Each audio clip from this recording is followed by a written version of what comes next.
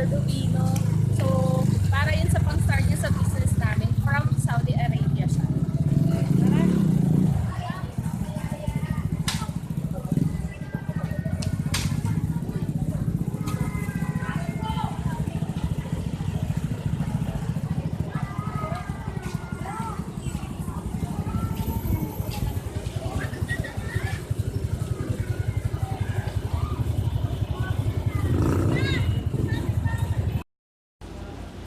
Ay, bakit record to?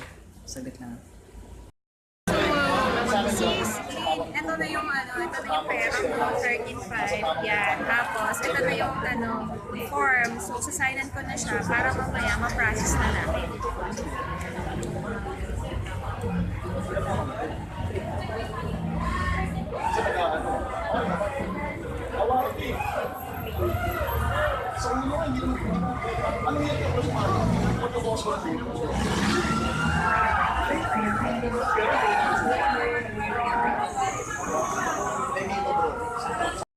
Global pa innovation.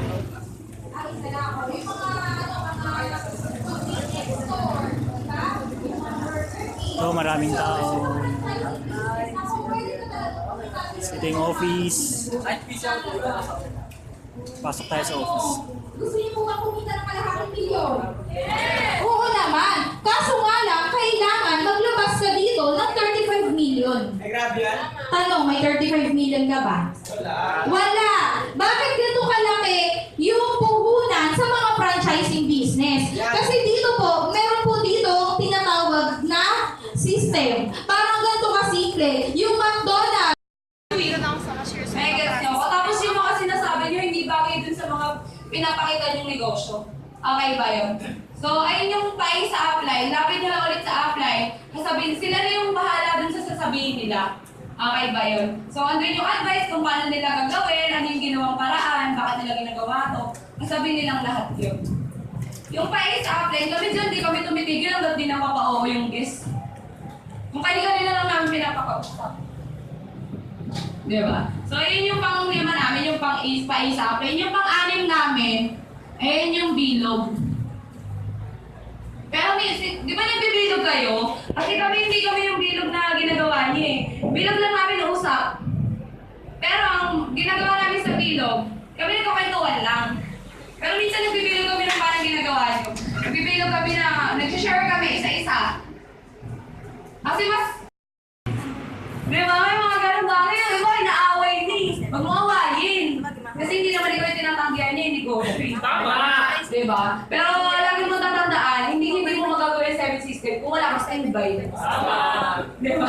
O mamaya, may system ko nga, wala ka namang invite. Diba? Nag-gets niyo ako. Sayang kasi, may... Pero minsan ginagawa namin sa labas yan. Labas lang, kasi di ba minsan wala kami dito. Ano lang, kunyari nakaupo lang kami, pero naturalan lang.